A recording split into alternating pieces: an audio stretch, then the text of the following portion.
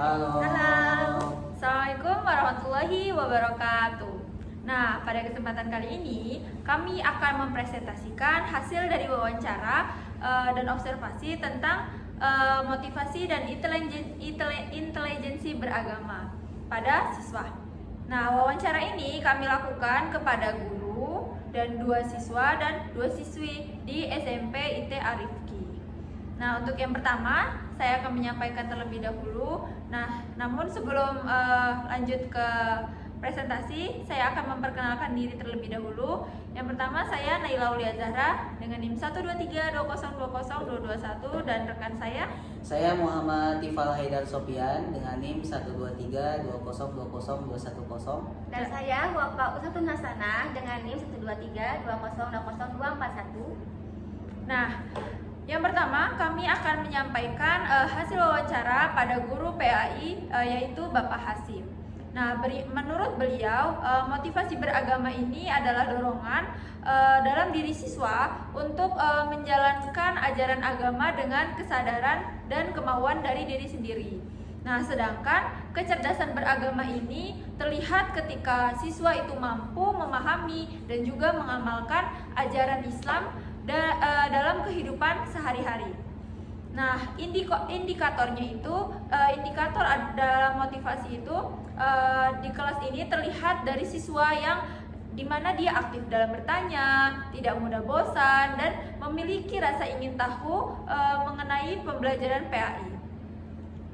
Untuk meningkatkan motivasi siswa itu sendiri, nah Bapak Hasim ini menggunakan model pembelajaran kekinian, yakni memberikan pertanyaan menantang dan membuat kreatif kelas itu supaya aktif dalam diskusi kelompok dan juga presentasi.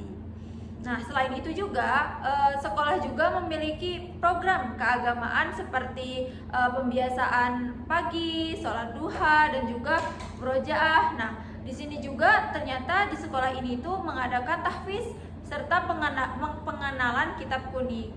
Nah, program di sini tuh membantu siswa untuk memahami agama itu secara lebih mendalam. Tantangannya tuh apa sih yang beliau hadapi ini selama mengajar? Yang pertama, pengaruh media sosial atau media digital atau lingkungan luar sekolah. Nah, yang selanjutnya ada tantangan. Apa sih tantangan yang beliau hadapi ini selama menghadapi pembelajaran PAI pada siswa? Yang pertama yaitu pengaruh media sosial, media digital, atau lingkungan luar sekolah. Karena kita sebagai guru itu tidak bisa membatasi gimana caranya supaya mereka bermedia sosial dengan baik. Dan kita juga tidak bisa membatasi mereka untuk berteman dengan lingkungan luar sekolah itu seperti apa. Nah, hal itu tuh untuk mengatasinya, mungkin guru itu bisa melakukan seperti evaluasi, koordinasi, dan tindak lanjut agar pembinaan agama ini tetap berjalan optimal. Itu mungkin cukup sekian. Untuk materi selanjutnya akan disampaikan oleh rekan saya, yaitu Tifa. Oke, selanjutnya yakni presentasi yang akan disampaikan oleh aku pribadi. Tadi dimana setelah Naila yang sudah mempresentasikan hasil wawancara dari guru PAI, sekarang aku akan menyampaikan hasil wawancara dari siswa. Di sini saya mewawancarai siswa itu 2 laki-laki. Nah, selanjutnya pada hasil wawancara di siswa laki-laki namanya itu Razan dan Bilal, mereka kelas 8. Nah, dari hasil tersebut ya dapat diambil kesimpulan bahwa motivasi mereka dalam belajar agama itu cukup menarik gitu. Seperti pengalaman keagamaan yang paling berkesan bagi mereka itu di sekolah adalah kegiatan seperti dakwah, praktik kurban, terus mengkafani mayit, dan menyolatkan jenazah. Jadi itu salah satu pengalaman keagamaan terusus praktik dalam ilmu keagamaan yang menurut mereka itu menarik. Nah, melalui kegiatan praktik tersebut mereka merasa itu lebih paham tentang ajaran Islam gitu. Khususnya ajaran Islam dalam mengkafani mayit, menyolatkan jenazah, dan bagaimana mereka bisa mensikapi mayit atau jenazah yang sudah meninggal gitu. Lalu di Bilal dan Razan juga menyampaikan bahwa peran guru PAI itu juga sangat berpengaruh. Terus guru dianggap memberikan penjelasan yang memotivasi sehingga mereka tuh merasa lebih semangat dalam belajar dan bertambah rasa ingin tahunya terhadap Islam.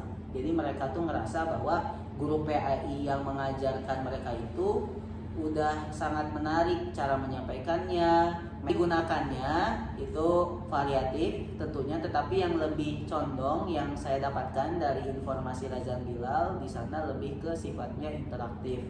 Jadi kayak pertanyaan dari guru terus dijawab oleh siswa. Lalu ketika ditanya apakah kegiatan ibadah seperti sholat berjamaah, membaca Al-Quran itu membantu, dan mereka menjawab keduanya menjawab iya, karena kegiatan tersebut itu membuat mereka semakin termotivasi, merasa semakin termotivasi dan rajin beribadah dengan adanya kegiatan di sekolah, yakni sholat berjamaah dan membaca Al-Quran bersama. Makanya tadi sebelum ini sempat disampaikan sama Naila ada kegiatan tahfiz. Nah, untuk kesulitannya, Razan itu merasa bahwa menyolatkan jenazah atau tata cara menyolatkan jenazah itu cukup sulit karena banyak doa panjang yang dihafal. Nah, sementara kalau dari Bilal sendiri, kesulitan yang Bilal hadapi yaitu pada praktik sholat id dan istisqa. Cara mereka mengatasinya adalah dengan menghafal, terus bertanya kembali ke guru, serta terus berlatih. Dan ini juga yang menjadi dasar dan alasan mengapa mereka bisa istiqomah dan tekun untuk berlatih, karena mereka memiliki keinginan tahu yang sangat ingin terhadap ilmu agama. Itu saja yang dapat Tifa sampaikan dari siswa laki-laki, dan selanjutnya dari hasil wawancara siswa perempuan yang akan disampaikan oleh Bapak. Baik, selanjutnya bagian terakhir yaitu saya akan menyampaikan hasil wawancara dengan siswi perempuan, yaitu Fatimah dan Talita yang dari kelas 9. Nah, keduanya ini menyampaikan bahwa pelajaran yang paling berkesan adalah fikih. Kenapa? Karena fikih itu tidak hanya teori tetapi juga ada praktik ibadahnya yang sering diterapkan dalam kehidupan sehari-hari. Kegiatan agama di sekolah juga memberikan pengaruh besar terhadap sikap, adab, akhlak mereka. Nah, mereka menjadi lebih berhati-hati dalam bersikap, menjaga ucapan, dan memahami mana yang boleh atau mana yang tidak boleh dilakukan.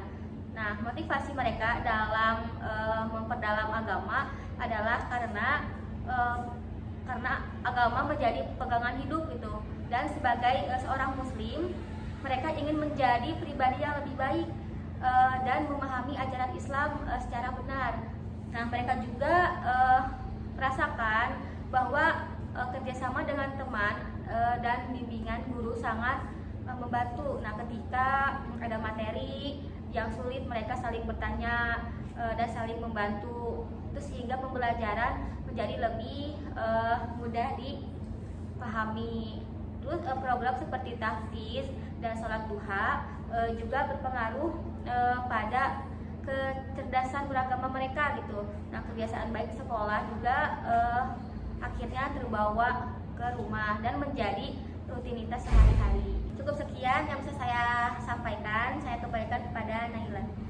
Nah, sebagai penutup, kami ucapkan sebelumnya terima kasih kepada SMP IT Arifki, terutama kepada Bapak Hasim dan juga kepada siswa-siswi yang telah kami wawancarai, yaitu Razan, Bilal, Fatimah, dan juga Talita, yang telah memberikan informasi dan menyempatkan waktu untuk kami mewawancarai sehingga kami ini dapat menganalisis motivasi dan intelijensi beragama pada siswa itu sendiri. Cukup sekian dari kami yang bisa kami sampaikan. Mohon maaf bila banyak kekurangan ataupun kesalahan. Wabillahi taufiq wal hidayah. Wassalamualaikum warahmatullahi wabarakatuh.